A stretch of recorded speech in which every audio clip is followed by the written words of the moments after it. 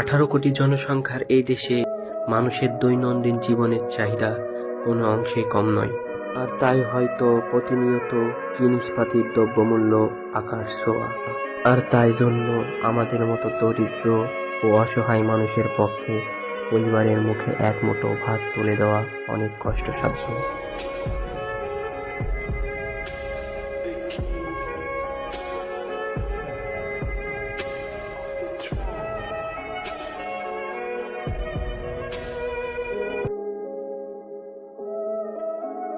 সৃষ্টিকর্তা সকল মানুষকেই সৃষ্টির শ্রেষ্ঠ জীব হিসাবে দুনিয়াতে পাঠিয়েছে। হয়তোবা কেউ অধিক ধনী এবং হয়তোবা কেউ অধিক দরিদ্র। আর এই দারিদ্রতা কাটানোর জন্য মানুষ বিভিন্ন পেশায় নিয়োজিত। শুধুমাত্র এক মুঠো ভাত পরিবারের মুখে তুলে দেবে, তাই দিনরাত হাজারো কষ্ট করতে প্রস্তুত।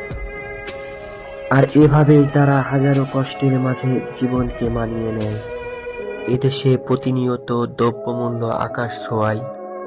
নিম্ন আয়ের পরিবার চালানো যখন অনেক কষ্টকর হয়ে পড়ে, তখন পরিবারের অন্য সদস্যরাও সাহায্যের হাত বাড়িয়ে দেয়।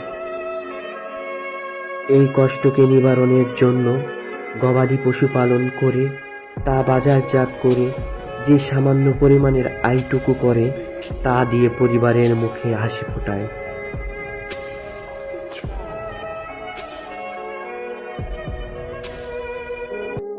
দুপুর গড়িয়ে বিকাল হতে চলল, আর সারাদিন 1 টাকাও সাহায্য পাইনি। জানি না কি হবে। হে আল্লাহ, তুমি মহান, তুমি রিজিকের মালিক, তুমি জানো সবকিছু।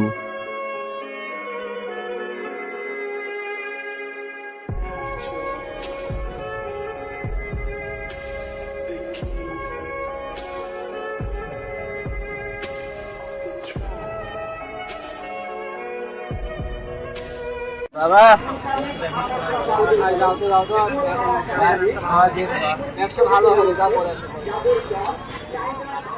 একটু পরে যখন এক দোকানদারের কাছে সাহায্যের হাতটি বাড়িয়ে দিলাম, তখন সেও ফিরিয়ে দিল।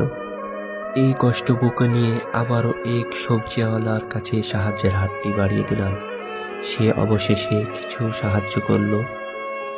কিছুক্ষণ পর পর সামান্য পরিমাণের টাকা দিয়ে 2টি মানুষ সাহায্য করলো। সত্যি হে আল্লাহ, তুমি মহান, তুমি রিজিকের মালিক। বাবা কিছু সাহায্য হবে, বাবা কিছু দেন, বাবা বাবা সাহায্য দেন বাবা।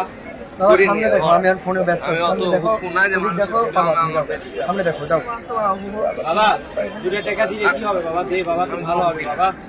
এই তোমাকে যেতে বললাম না আমি এখান থেকে, তুমি সামনে দেখো না, তাহলে দেবো বাবা। কিছু মানুষ আছে, তারা শুধু অসহায় ও দরিদ্র মানুষকে অপমানই করতে জানে।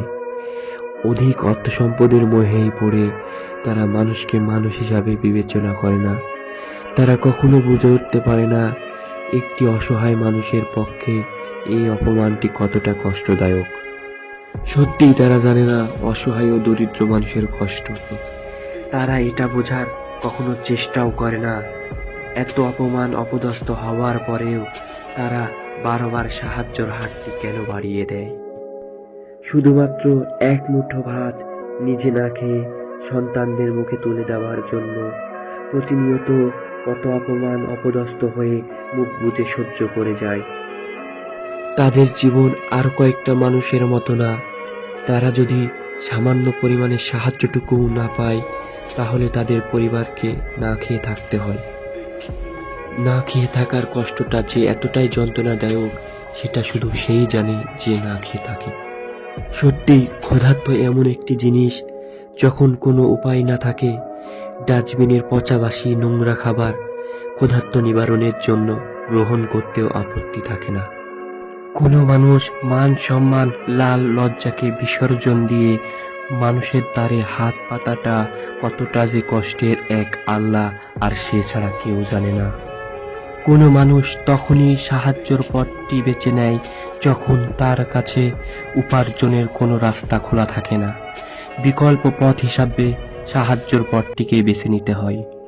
কিন্তু এই সমাজে সাহায্য এতই নিম্ন স্তরে যে কেউ কখনো কারো কাছে সাহায্যের জন্য হাতটি বাড়িয়ে দিলে অপমান অপদস্থ ছাড়া আর কিছুই পায় না। সারা দেশে আজ লক্ষ লক্ষ কোটি কোটি মানুষ ছুটে চলেছে আমার মতো শুধুমাত্র এক মুঠো ভাতের দায়ে আর পরিবারের মুখে একটু হাসি ফোটানোর জন্য। দৃষ্টি আকর্ষণ করছি সেই সকল ঊর্ধ্বতন কর্তৃপক্ষের কাছে যারা আজ এই দেশ পরিচালনায় নিয়োজিত আছে, জনগণের মাধ্যমে বড় বড় আসনে বসে আছে। তাদের সামান্য একটু দৃষ্টিপাত এবং গুরুত্বই পারে এমন একটি অবস্থার অবসান ঘটাতে, আর আমার মতো দরিদ্র ও অসহায় পরিবারের মুখে হাসি ফোটাতে।